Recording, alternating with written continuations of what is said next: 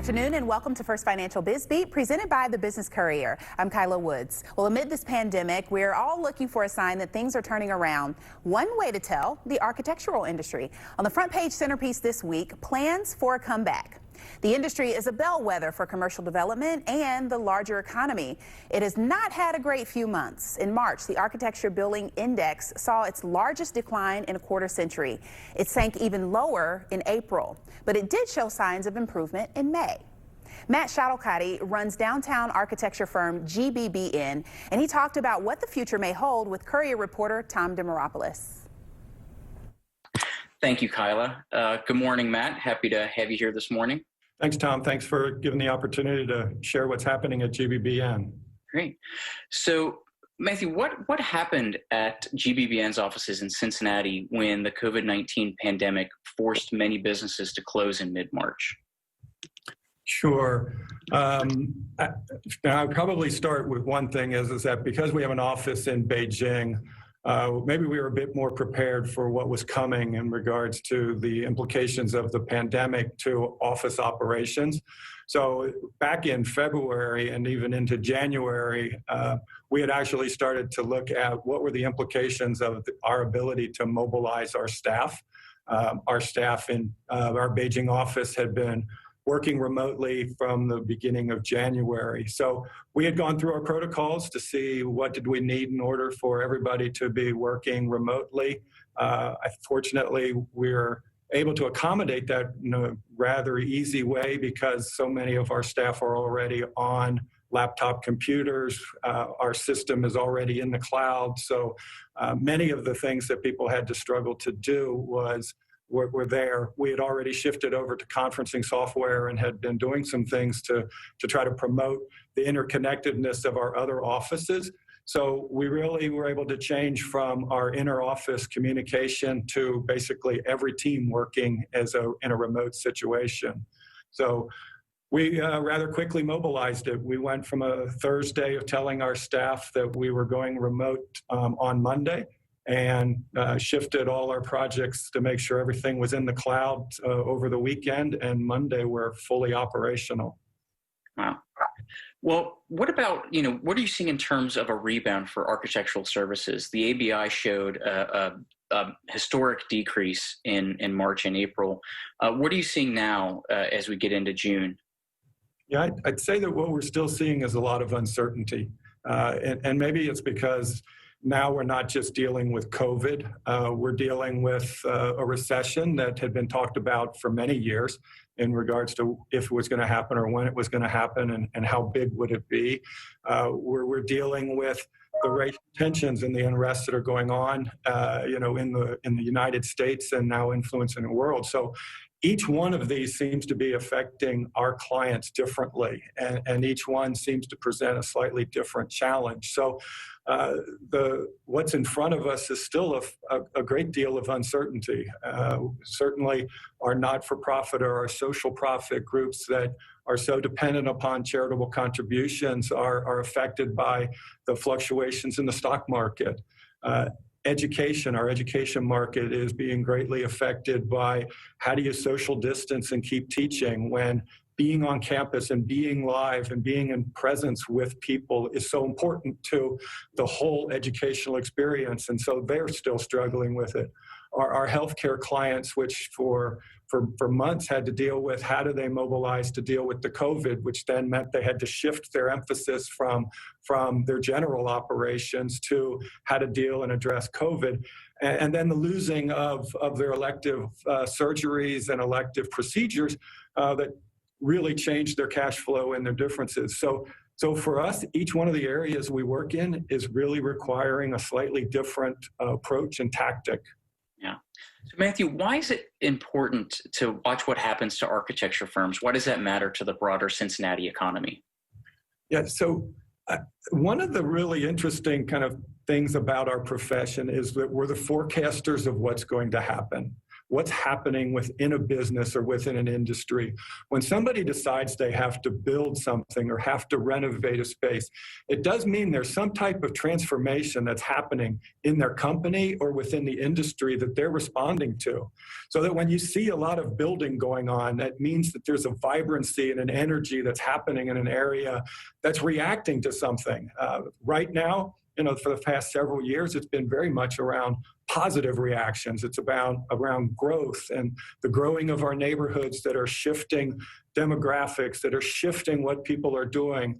It's universities that are growing in their stature, whether it's through the research that they're doing or digital technologies, or our hospitals that are continuing to change their status within their industry. So that's really exciting.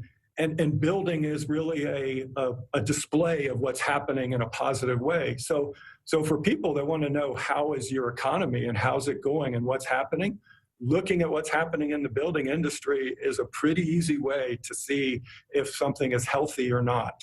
Yeah. So quickly, Matthew, what are you forecasting for next year with all of those, different things happening?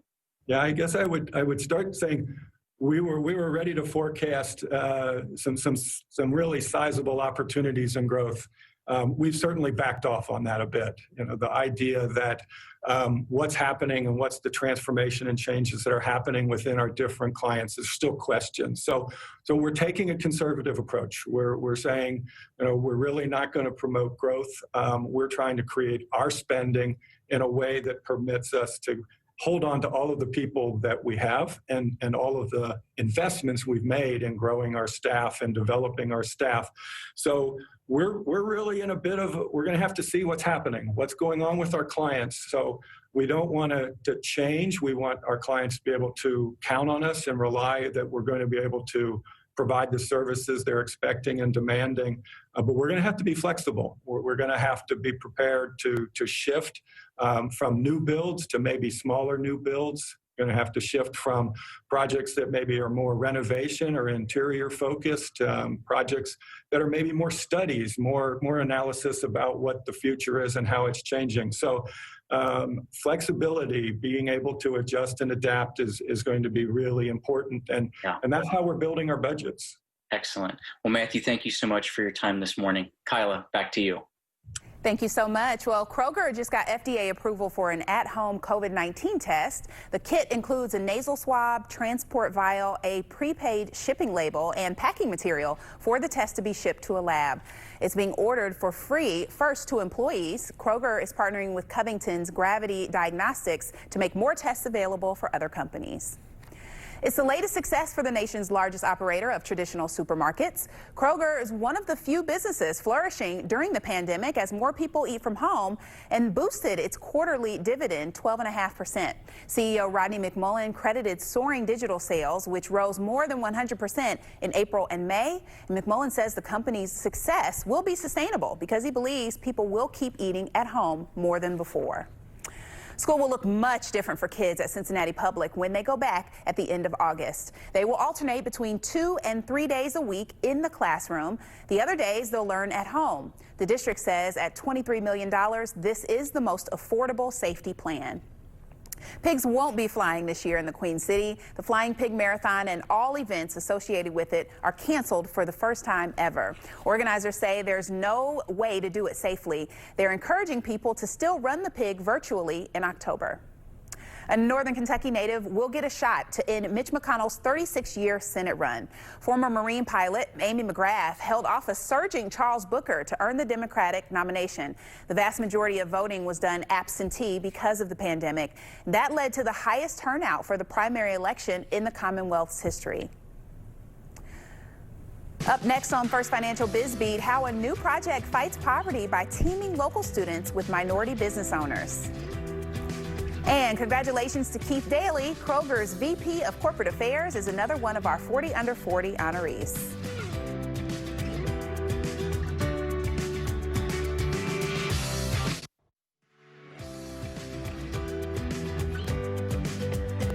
A couple weeks ago, we told you about the United Way giving more than $500,000 to projects led by Black entrepreneurs. One of those projects is the Hustle Academy. The grant will help give 10 Black high schoolers a paid internship with a Black business owner in industries like culinary arts, marketing, and social work. It's big, big, big. We are so excited.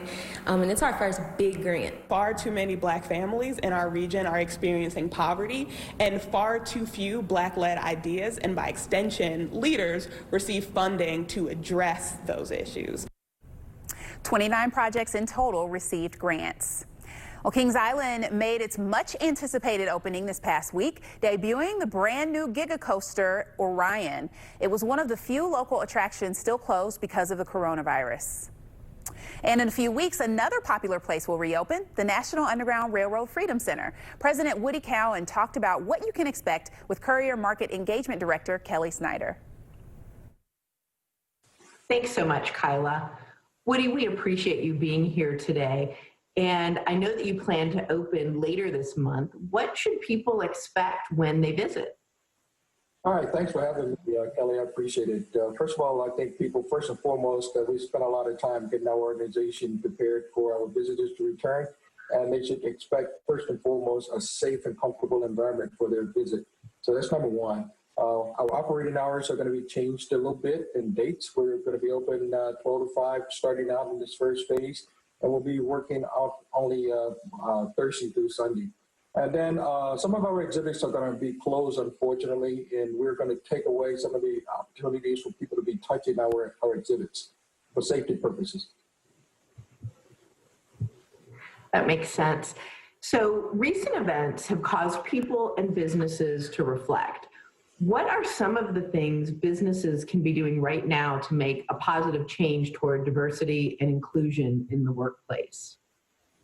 Well, I think the first thing they need to do, companies need to make clear what the company's stance and position is with regards to racism, with regards to diversity and inclusion. That's number one. And focus on building a culture around diversity and inclusion. So that's number two. And then be sure that they've got the right accountability practices in place. That starts with basically offering training opportunities for the employees, and also encouraging dialogue and experiential learning opportunities for people to get to know people who are different from themselves. That makes sense. So tell us about some of your upcoming programming and available resources that people have access to. Well, thanks. Well, we had just finished a really interesting, we're moving more towards virtual programming, and we just finished an interview session where we recorded in the Freedom Center with 3 of the leaders of the peaceful protests that occurred in Cincinnati, and we learned some really interesting things there. We're also in the process, I think, as of today, of recording a new session that's dealing with the health issues that are associated and have been revealed more from the COVID-19 situation. And then next month, we're in the process of producing and developing a panel discussion that's going to be focused on our criminal justice and law enforcement opportunities in the area and across the country, really. And we're calling this series, for now, for lack of a better term, we're calling it Unmasking the Realities, Voices of Social Justice. Well, we look forward to hearing more about all of those programs. And if people want to know more, should they visit your website? Is there a place they can access? Yeah, the best thing to do is to visit our website, which is freedomcenter.org. And they can call and get some, well, we don't have anybody there, but the best thing to do is to touch base with our website, freedomcenter.org. Great. Well, Woody, thanks again for being here. We really appreciate it. Thanks for the time, Kelly. I appreciate your help. Take care. Sure. So back to you, KYLA. Thank you so much, Kelly. Well, still to come on First Financial Biz Beat, new life for the Old Tellers restaurant. And we celebrate a milestone birthday for a Cincinnati classic.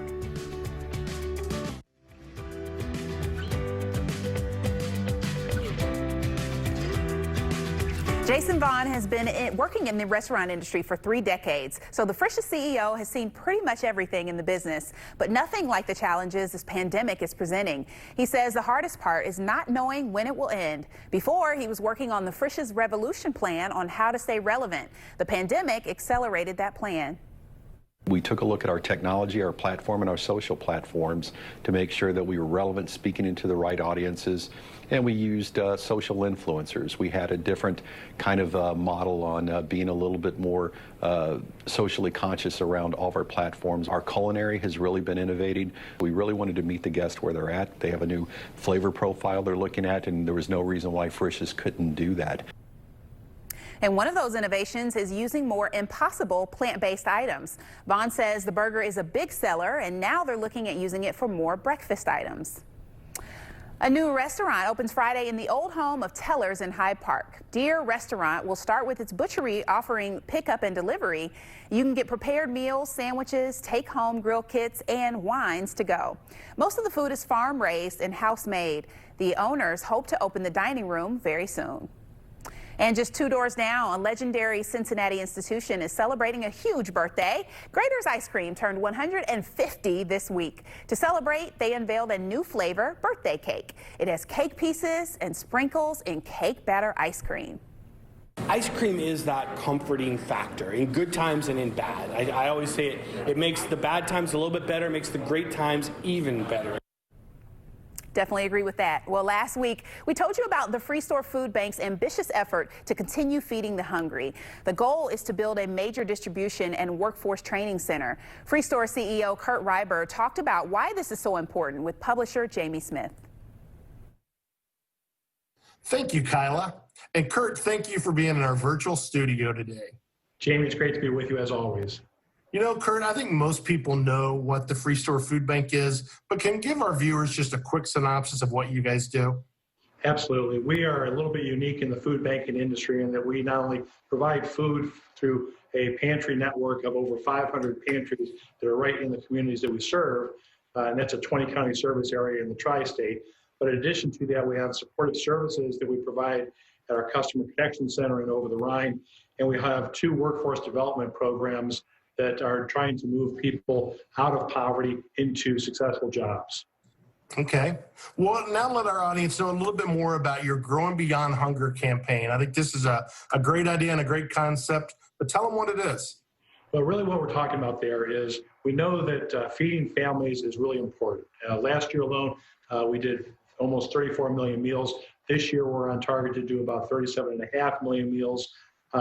But if we continue with the pandemic response that we've seen, which we're distributing about 1 million pounds of food every week, we could be somewhere close to 52 million meals in the next 12-month time frame. So the challenge here is to grow beyond hunger, take the resources that we have and the best practices that we've seen across the entire Feeding America network and really devote a great deal of effort and time and resources to moving people out of poverty, away from hunger, and towards a more stabilized experience for themselves and their families. Okay.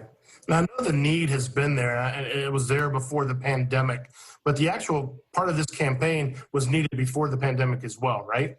It really was. When you think about it, Jamie, when we started in 1971, when Frank Gersten started this organization, 98 to 99% of all the food that we distributed was shelf stable. Now 47% is perishable, and it's just growing from there because we're trying to get our families to eat healthier.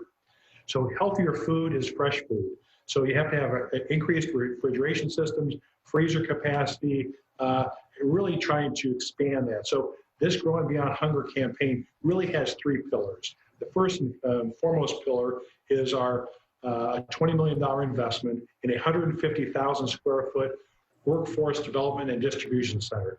And that is something that will basically position the Free Store for the next 40 to 50 years.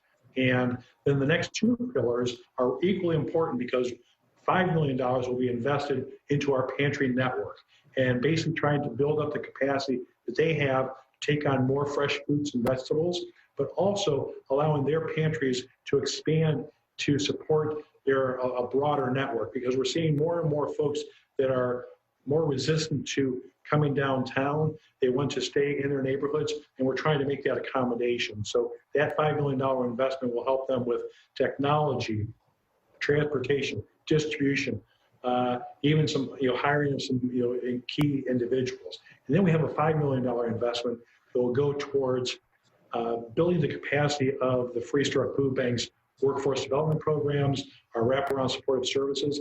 One thing that I think people don't understand is that even though we've been scaling back some of our operations to devote to food distribution during this pandemic, our benefit enrollment center has been working nonstop on a virtual basis. And they have been generating opportunities for folks to find out about SNAP benefits, Medicaid benefits, as well as unemployment benefits. So being able to stabilize families and really make a concerted effort to invest in those stabilizing forces and those stabilizing resources will be why we are going beyond hunger. Okay, excellent.